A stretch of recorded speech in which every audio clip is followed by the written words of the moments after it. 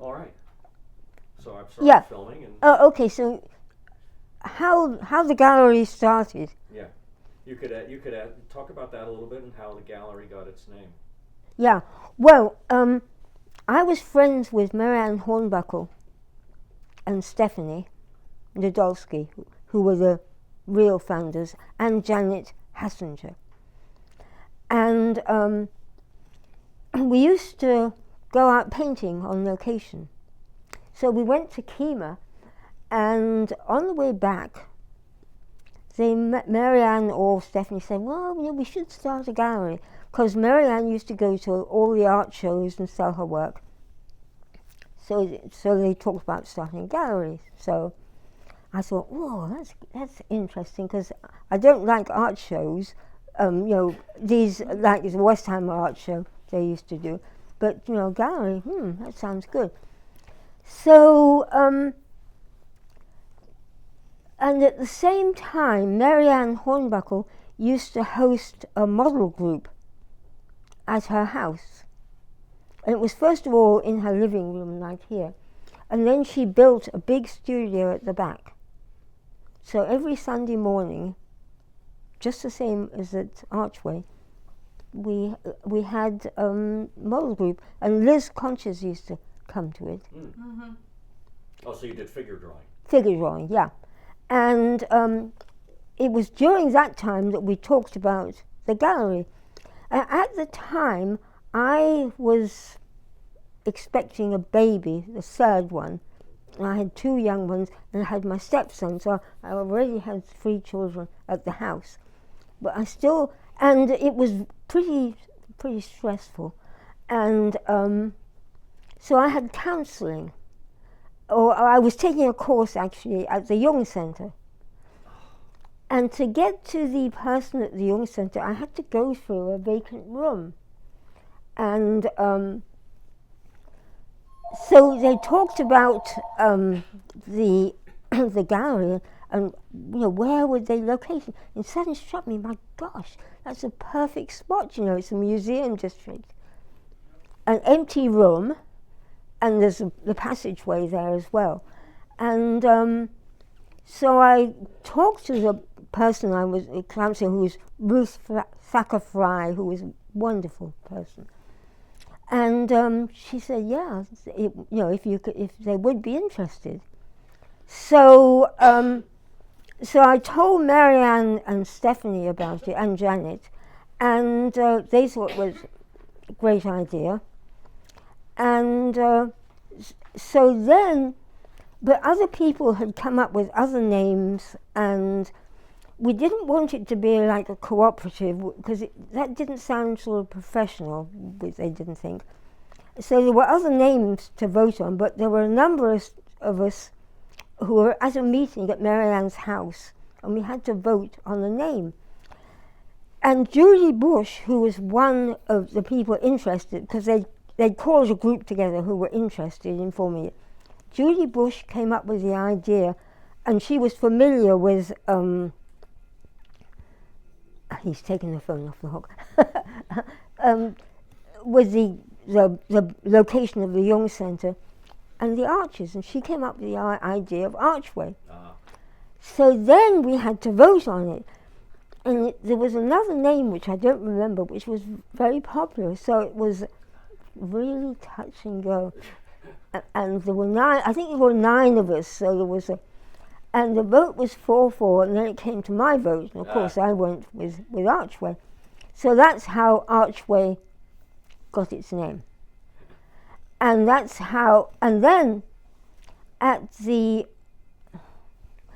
first gallery show, which was May the 14th, 1976, I think it was, and the baby was due in July, and I was a part of the gallery, but because of my condition, I said I couldn't, commit to, I already had 3 children at home, as you know, it's a lot, and so they had another class of members who showed and paid commission for what they sold.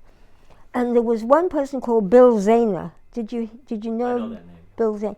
He was a wonderful artist, and he used to be in this neighborhood, and he would teach in this neighborhood, and we'd go out on location and everything. Anyhow, so he was keen to be a member, but he lived. That's right. He moved out, so he couldn't be here to work at the gallery. So he was going to be one like me, a member. So so that's what happened on the first show. It was in that room, Right. the inside room at the Jung Center, and they let us have the passageway as well. Oh. So it was terrific. Now, how did the arrangement work with the Jung? Did you pay them rent to be in that space? So we paid them rent, and in order to get a bank account, we banked at the University Savings and Loan Bank, and Marianne Hornbuckle was friends with the CEO of that company. But I know that we lent them money, or we gave Norman and I did, for the gallery, and I'm sure it wasn't much money. We didn't have much money, but we could give a guarantee, so they could get start a bank account at University Savings and Loan. So Janet Hassinger and I and Norman went over and got the bank account for the Archway Gallery. So that's how we. So was it formally incorporated at that time? No, I don't think it was. Just an informal arrangement. I don't think it was. Stephanie Dodolsky was really sharp, and we all thrashed out bylaws for the gallery. You did write the bylaws, okay. So we wrote the bylaws, yeah, and Stephanie was, and Marianne and I sort of had the concepts, but Stephanie had the details, and I couldn't believe the detail, but it was really necessary. And I think because we'd got such good bylaws to start with, that's why it's lasted. And one thing about the Archway name, they said, A is a good initial to start with, because with phone books in those days, Archway would come up first, and so they figured that was a good name. So there we are. Excellent. So. What was that first opening like then? You were there, pregnant as you were. Yeah. Do you remember what that night was like? How many people were there? It was a lot of people. Well, Marianne, because of her, she did the Westheimer Art Show all the time. I'm not sure Stephanie did, but Marianne was just a super artist. And so a lot of people, was probably, but I mean, from my point of view, after that, I started trying to miscarry. So I had to lie down for a month. So that was, I was, that was it. No, 2 months I lay down, but actually the baby was late. So, but that's what the doctors told me. I was in the hospital, so. So how did it work on day-to-day operations? Was one of you there during the day when the Jung Center was open to mind the gallery? Do you remember what that was? I don't remember. Yeah. But, I mean, there were people at the Jung Center. That's why so I asked, it wasn't really necessary to have anybody there. But I think it was mainly the weekends, if I remember. Oh, okay. Or it was when the Jung Center wasn't open, somebody had to be there. I think that's how it worked. But it was. And then you'd process sales while, I guess, on that weekend, maybe when somebody was minding the gallery. So I guess because you were used to doing outdoor art shows, like at the Westheimer, everybody already had a sense of how to sell to the public, and that's why they had a mailing list of clients and everything. Right. That would make it all come together. It's brilliant. Yeah. Wow, so, that's really good. But so that was it. So it was Marianne, Stephanie, Janet, and my part, as you see, was with the location. And with the name. Right. And with the bank account. So, and. Well, that's really critical. I always wondered how we got into the Jung Center, and now I know. I think Yeah, that's really that's fantastic how you got. because of your counseling, ultimately. Right, because of my mental state. And I should say that painting, as you know, counseling is, I had a good counselor who gave practical advice, but painting is what gives you the equanimity to cope with any situation. That's well put. Yeah. Brilliant. I like that very much. So, there we are. So you had bylaws, so therefore you had an elected director and treasurer. Right. Who was that first director? It was either Stephanie or Marianne, but I really don't remember. Okay. Janet might remember. Have you talked to Janet? I'm going to talk to Janet soon, actually. Yeah, because she's, yeah. Because I met her at Archway, not this year's show, but the year before I met her. And so she's... Yeah, she's down in Galveston, I think. Right.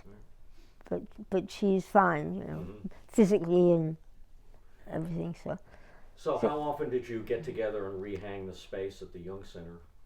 Did you do that at all, or how did that work? I was flat out, so You were flat out. Yeah, but I think it was once a month they changed. They would change. They were very good on the sales.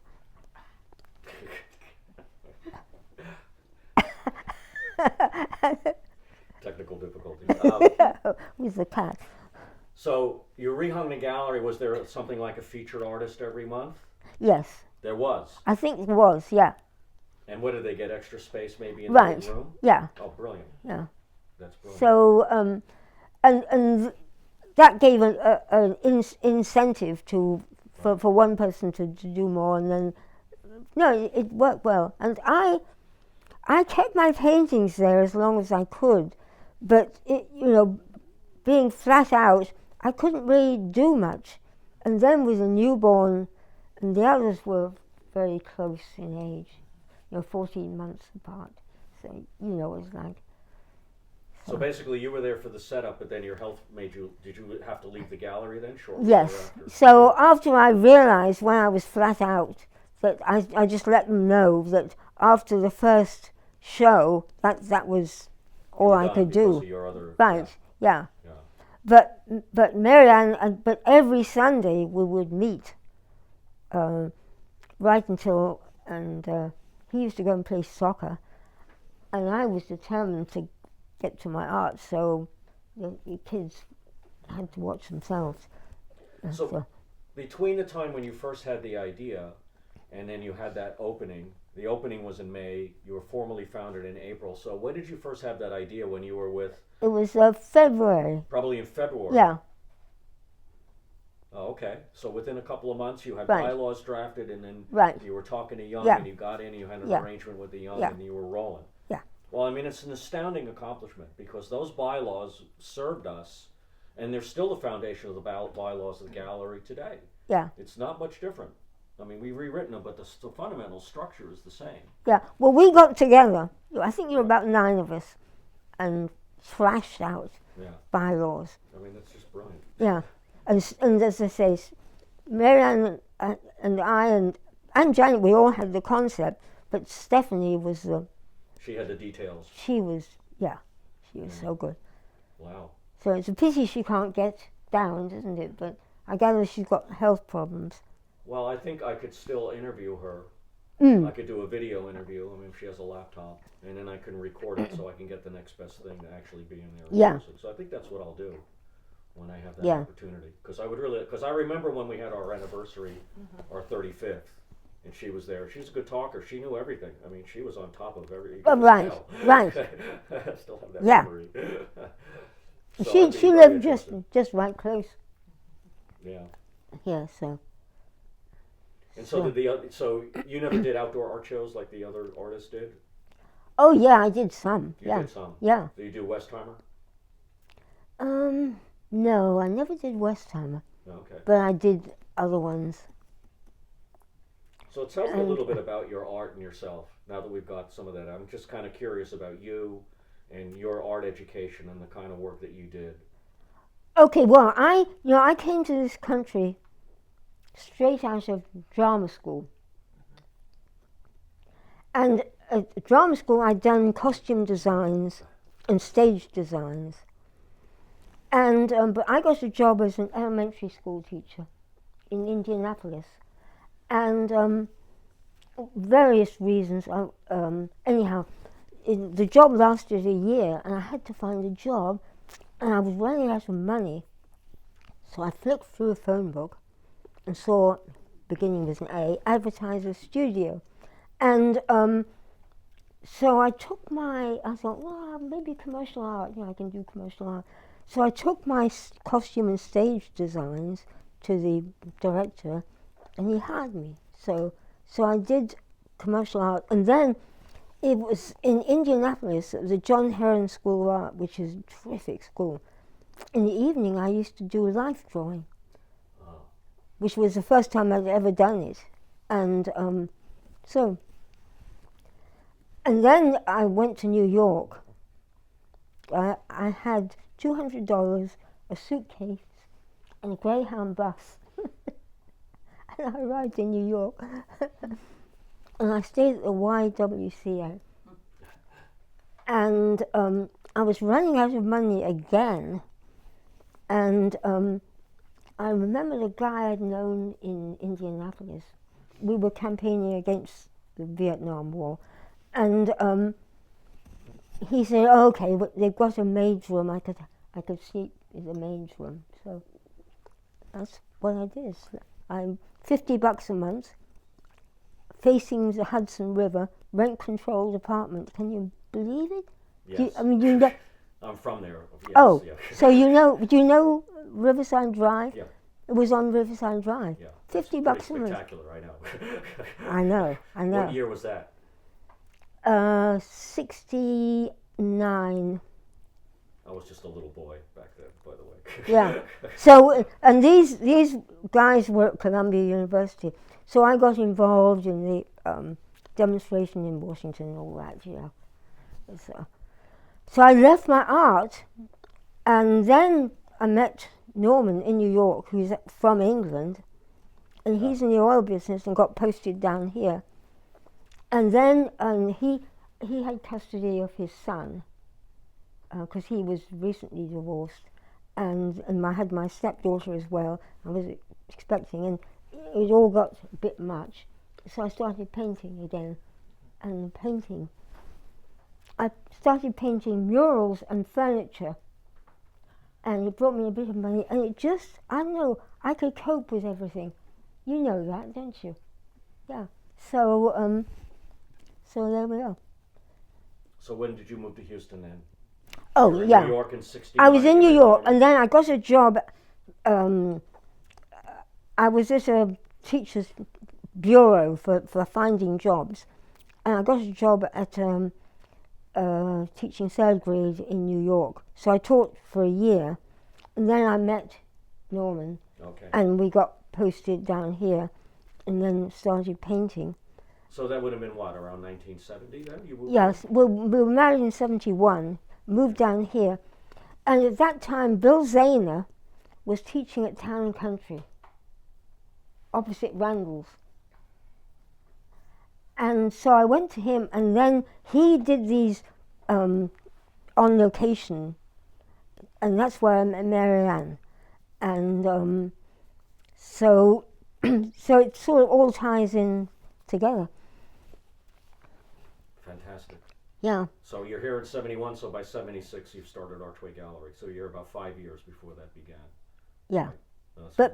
But painting, painting. So you really started painting watercolor in 71, and that's why I met Marianne in 71. But in that time, I had 2 children, and plus my stepchildren, so it was pretty hectic.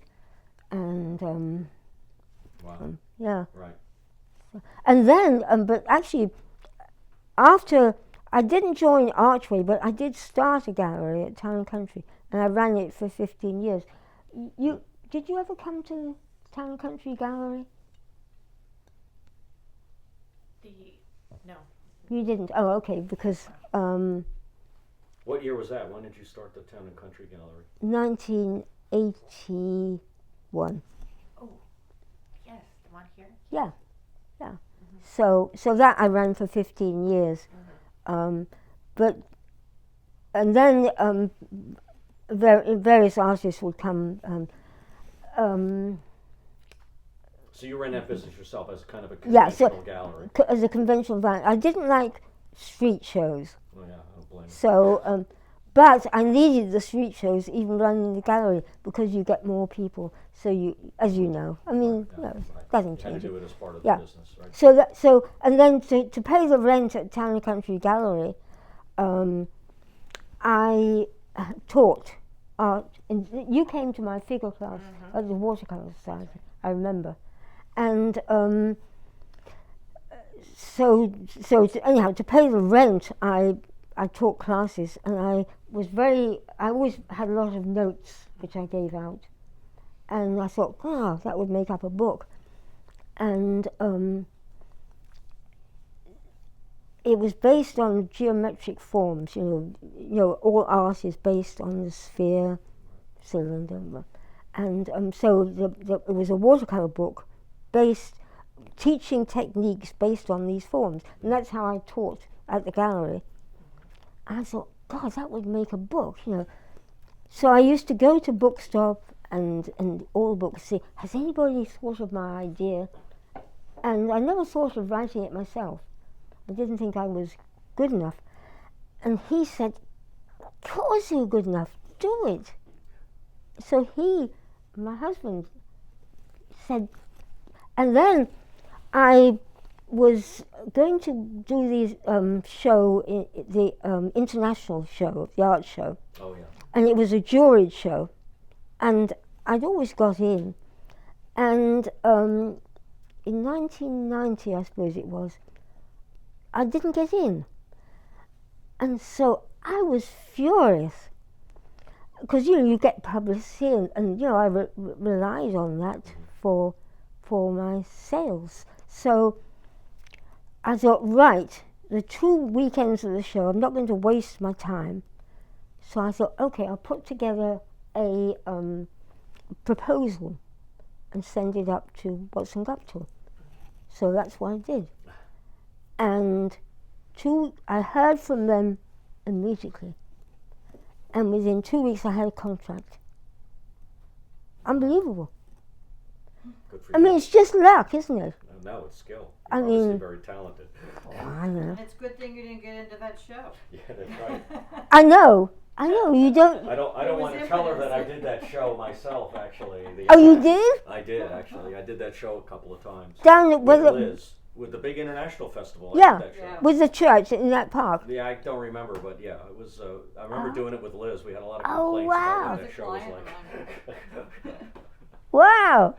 But you know, I did it for a few years, Yeah, and I always hated it because there wasn't parking there. yeah. And we always had old cars, and I was always afraid the car would break down or something. No. Anyhow, so I didn't get in, so then I got the contract with Watson Guptill. So they gave me a year to write the book. And I'd never really had art class. I'd taken a class with Polly Hammett, remember her? Mm. And Marge Brickler. Talented, both talented artists. And I'd taken classes with them. And then so I had to learn. And then there was somebody called Marianne Starberg. Did you know Marianne Starberg? She was a super person. And she said, well, if you want to learn, just get books. So I said, get books, learn from books. Yeah. So she said, yeah. So that's what I did. So I got books and learned, and taught the classes and had the notes, and that's how it all. Fantastic. Oh, wait a minute. Janet Hassinger found me a job at the Jewish Community Center at one point, before I started my own gallery. So Janet and I go a long time. Right, And well, I'll be sure to mention all that when I interview yes, her. Now. so she's part of the art background, and which was before Archway. Right. Yeah. So so that's it. So then I wrote the one book, watercolor, right from the start, which was my name, and they kept the name. Usually they don't. And then the editor wanted me to do color right from the start, so I did that. So I had a year to do that, which was really hard, working hard. And then after that, she wanted me to do a guide to watercolor paints. So I did that, which meant I had to contact every paint company, watercolor paint company, and test for lightness, fastness, every paint, which I did. And I had paints in all the windows. And I had this blue wall fading test, which it would fade. You could tell how much sunlight they had, even if they were in a east or a west window. They had the same amount. So I did that. So I did that book, and so that was that. So that was. Oh, and then I said it should be called Hilary Page's Guide to Watercolor Paints, and they said, oh no, it should be Watson Guptill. I said, no, it has to be my name. Which, in these days with the internet, that was a good move. But unfortunately, Watson Guptill gradually, I don't know what happened to them, but they gradually sort of deteriorated. But they reprinted the book in paperback, because first of all it was hardback, and so I got paperback books, and then they went out. So then I found out that my book, Hilary Page's Guide to Watercolor Paints, was going to be remaindered. And again, it's good to get mad. I was really mad because, it was hard work doing that book. It was a good book. And so, but they already remaindered it. They'd sold it, which is not actually, it was against the contract. They weren't supposed to do that. They were supposed to tell me. So I had the first option of buying. So I managed to trace down the remainder company, and I bought about 3,500 books, which was all that was left. And there was a big truck in the circle there, which had great difficulty in backing up. So I had all these books stacked up in my garage. So I advertised on Amazon, and I was teaching, and they all sold. Wow. So whereas Watson Guptill, I've got $1 a book, I was able to, Amazon takes half, so I was about $10. So you sold 3,000 books from Amazon. How many did the publisher sell? Do you know how many the publisher sold? They must have sold about 3,000 or 4,000. Right. Oh, 4,000, yeah. 4,000. The original publication was what, then 7,000 copies yeah, or so? 7,000. There you go. So overall you sold 7,000 copies of the book. That's fantastic. Right, yeah. Wow. But the first book sold 25,000, which... Oh, wow. Really? Yeah. So that was... Congratulations. Yeah, that was... It's quite an accomplishment. And still, and then they remaindered that one, and I bought that, and I sold them all on Amazon, the colour right from the start. I've still got a few watercolour right from the start left. I never advertise. Sales, I'm not good at sales, and so, but I get people wanting it. It's okay, incredible. well, I want to buy a copy, and then I need you to autograph it for me, okay?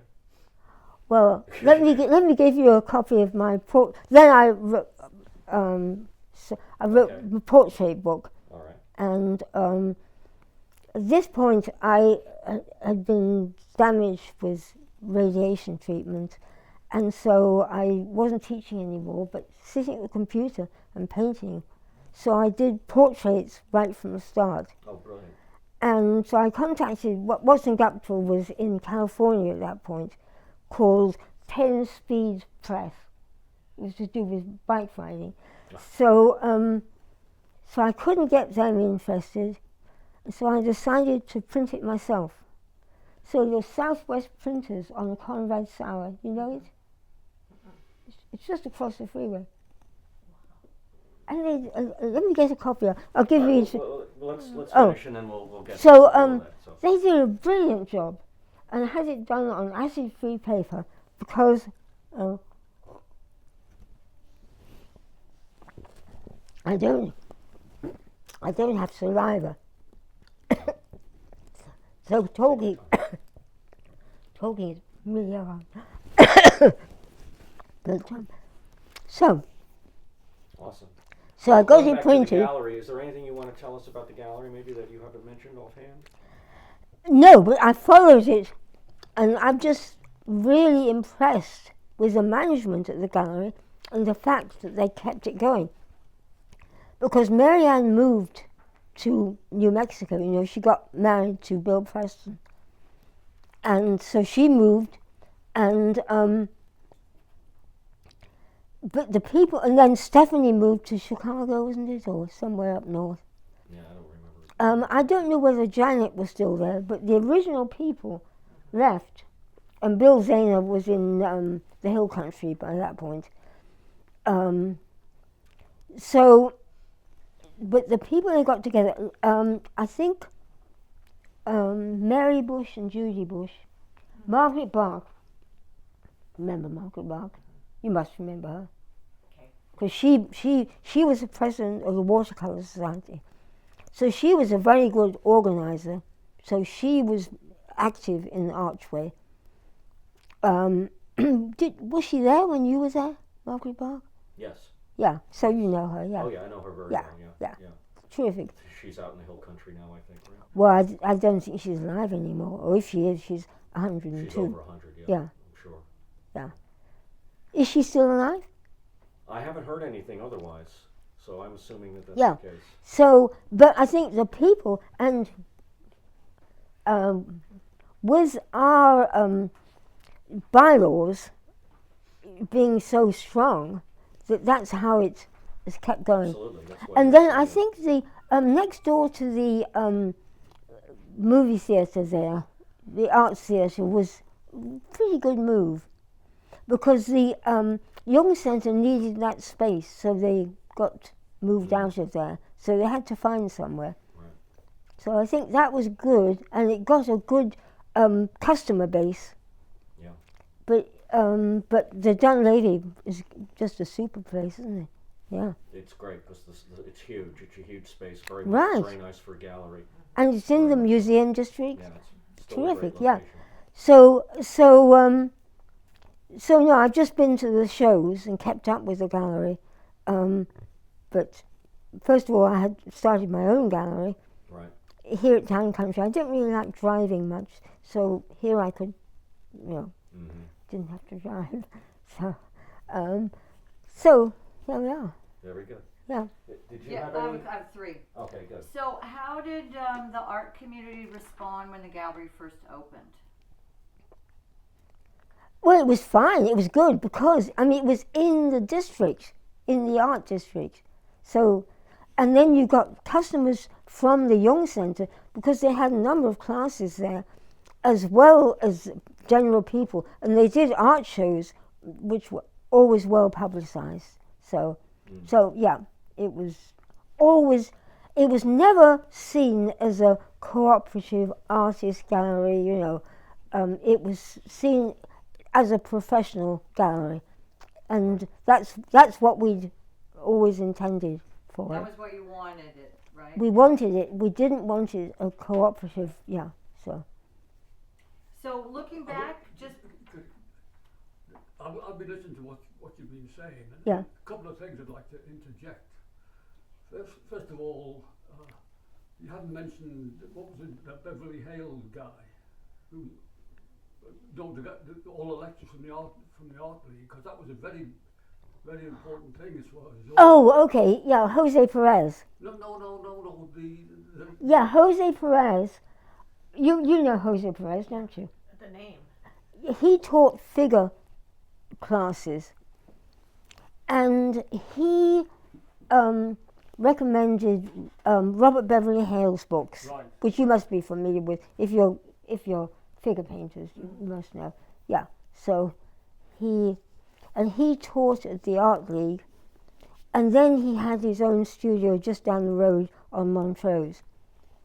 And then he moved to Washington, and he did these satirical, political paintings, wonderful, and he became very famous. So. And then the other thing is, I mean, what I see, one of the greatest things you did was your thing about the optical colours. Oh, visual compliments, yeah. Visual. Oh, that was in the colour book, yeah. But that wasn't to do with the Archway so much. That was to do with No, my. you were asking about history. Yeah. And this visual compliments is. Yeah, because is as an artist, you know that many art books would talk about the complementary colours. First of all, that you should place them side by side for optical effects, and then you should mix the opposite colours on the colour wheel. Well, pretty nuts, because first of all, who decides what goes on the colour wheel? Okay, so the colour wheel, the colours, it's to do with anyhow, the colours you mix together, they should make black, the opposite colours on the colour wheel. But the optical colours don't make black, they make white, which is visual colours, or positive colours, which is like dots, coloured dots, make a grey. So I figured out, and then there's a book, Half Price Books, terrific store, had a book, Ogden Rood, who talked about visual complementary colours and how they enhance one another. But instead of having yellow and purple, which are the mixing complements, he had yellow and blue opposite one another, which of course make green. And so I distinguished between mixing complements and visual complements, which hadn't been done before. So I write articles for the Artist magazine, and I must have written about 60 articles for them. I wrote articles for American Artist magazine, so, and I talked about visual complements and mixing complements and the difference. And so that's, that